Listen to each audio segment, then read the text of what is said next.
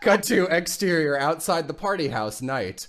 The outside of a spooky Tulaween party. We see a spooky house in the middle of the woods. Lights are bopping and the house is hopping. I wrote this at 3 a.m.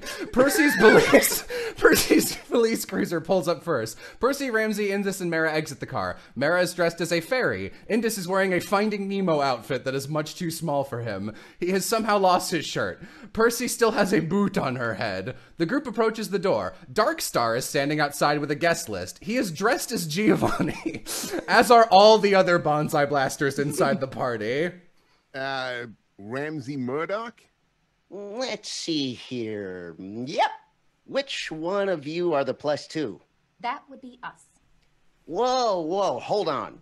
No nudity allowed in this party. Sorry, sexy Nemo. You'll either have to stay outside or put on a shirt. Well, he's not putting on a shirt. I am allergic to all fabrics. Well, then he has to stay out here. Sorry. You know, you remind me an awful lot of someone I once beat into submission and left unconscious on the cold museum floor. Point taken. Go inside, sexy Nemo and mean Dory. The three inmates enter. Percy steps forward. Hold on, ma'am. You're not on the list. I'm their parole officer. I am legally obligated to follow those 3. Laws, huh? I don't know. Let me get my manager.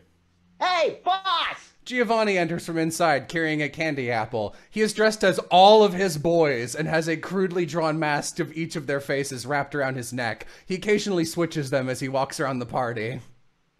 What's going on here? This lady says she's obligated to go in with that last group of guests. Whoa! A police officer! Now that's a scary costume.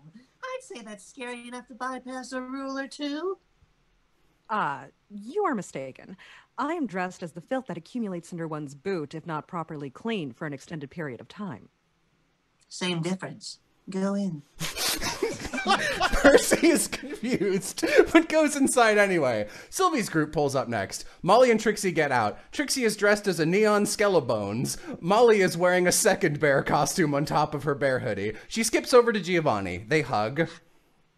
Bear trap! You made it! Oh, how's my #1 minion doing? A tear forms in Darkstar's eye. You're what? I'm great, boss. Oh, this is my best friend, Trixie. Trixie and Giovanni look at each other. There is a shock of recognition on their faces, then understanding, followed by identical, unreadable neutral expressions. Oh. Do you two know each other? Well, if it isn't Giovanni Potage, the disaster of ceremonies. Yeah, well, joke's on you. That title is actually awesome, and I am going to steal it for non-ironic future use. What are you doing here, String Bean? I thought Genus Dorcas Malorcas was allergic to awesome parties. Unless you came here for a lethal dose in order to turn yourself into a ghost. In which case, respect. If you must know, I happen to be the +1 of 1 Molly Wally Doodle All Day Blind Death. Literally who? Oh, no, wait, Bear Trap. Did you actually invite this clown? You said I could bring 2 friends. No, look at the invitation. I said you could bring 2 cool friends. Oh, it does say that. He's got you there. I'm plenty cool enough for this party. Not sure how that's possible unless you stood in a meat locker for a few hours before walking over here. Hey, oh. Not how I pictured that being read. Darkstar extends his hand and Giovanni low fives it without even turning around. What is that? Is that a bag of raisins? We asked for candy. Raisins are the candy of the forest. Who are you, my grandpa? Raisins are stink grapes that God left on the ground to die. What are you, some kind of vegetable lich? Grapes are a fruit, you knuckle dragger. Yeah, not a candy. You're literally eating a candy apple right now. Giovanni looks down at his candy apple. So I am. Oh my god, that was perfect. He begins waving it at Sylvie as though he's a wizard failing to cast a spell. What are you doing? You're a doctor, right? I thought if I waved this apple at you enough, you might go away.